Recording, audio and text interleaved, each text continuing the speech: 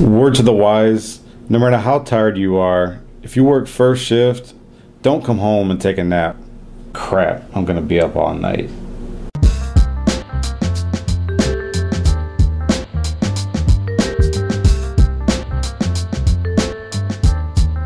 What's going on, everybody? It's Edwin back again for Strictly Comics, and I'm back with my pick of the week. And what is my pick of the week? It is Batman, Joker's Daughter, one-shot #1. This comic book was written by Marguerite Bennett with artwork done by Meghan Hetrick.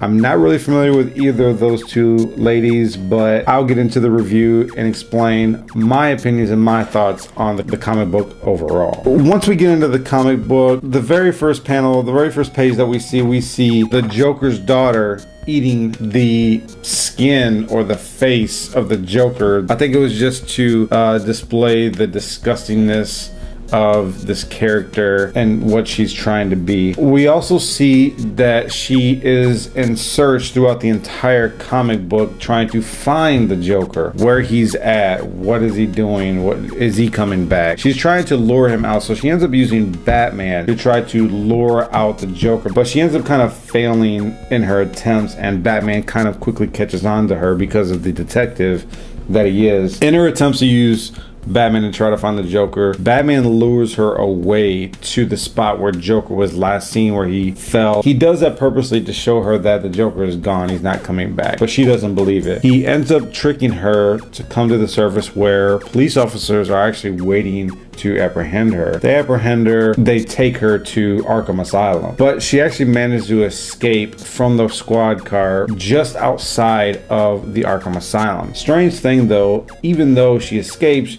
she ends up sneaking into Arkham Asylum because she's in search of answers, trying to find out, does anybody know where the Joker is? Where is he at? She's just looking for any kind of answers, any kind of clues. She seems to be a girl that does things that she normally wouldn't do to try to prove that she's someone else who she really isn't. She ends up coming across the Anchoress, and she has these psychic powers that come along with her, and she ends up grabbing a hold of the Joker's daughter and kind of tapping into who she is.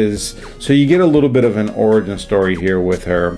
We learned that she was suicidal. We also learned that she may have killed her parents, although it's not really shown. The Anchoress actually comes to the conclusion that you are a child who lacks identity, and you're trying to find your identity and your purpose in this whole mask that you've come across because of your troubled childhood, and because of your lack of identity, and because of you wanting to belong to someone or something. You are using this mask to find a purpose for your life. She ends up going to somebody who is an expert in dealing with skins and masks and stuff like that, so she finds her way to the doll maker, and when she finds her way to the doll maker, she gets the doll maker to sew on a fresh skinned mask onto her face. The Joker's skin is all rotting out, it's decaying, so it's kind of no longer able to have any use, to serve any kind of purpose for her. The story was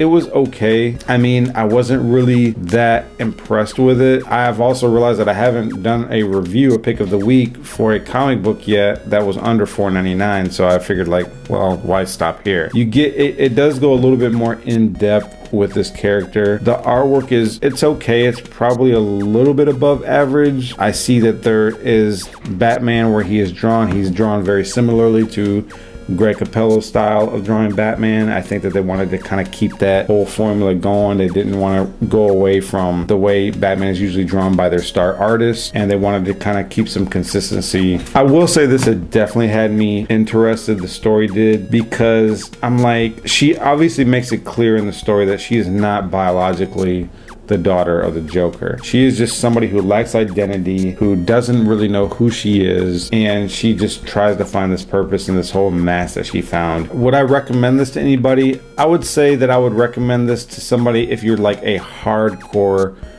Joker fan, but then again, at the same time, because she's not really related to the Joker, it doesn't really have a whole lot to do with the Joker, other than the fact that she still tries to keep this mask and tries to find purpose within it. In my opinion, she just doesn't have the ingredients or the makeup to become a serious super villain within DC Comics, let alone the Batman universe. I'd probably give this a 4 out of 5. It wasn't bad. I think that it could have been better if you could have tied it some way, somehow, to the Joker a little bit better, other than saying that she is Joker's daughter, because that is entirely inaccurate. It's just like if somebody wants to be Batman, do you call him Batman's son? No. So that's just kind of where I have the problem with her being called Joker's daughter. But the funny thing is, in the end here, you see that she gets a note that's tied to her cat. The note, it's in purple with a red bow wrapped around it. When she opens it, when she discovers the note, she opens it up and we see in the note it says hello beautiful. And from this note we see, or at least we get the impression, that the Joker is back. Are we going to see Joker back anytime soon? Probably. But in the meantime, we have the Joker's daughter to draw our curiosity and our interest until the Joker comes back. They really take an attempt to really try to develop this character, and they do a decent job. I think they could have gone more into depth with her troubled childhood. Yeah, don't forget to like, comment, subscribe, favorite, share. I always appreciate it. Keep God first in your life. Enjoy your comic books though, and God bless you guys. I'm out of here.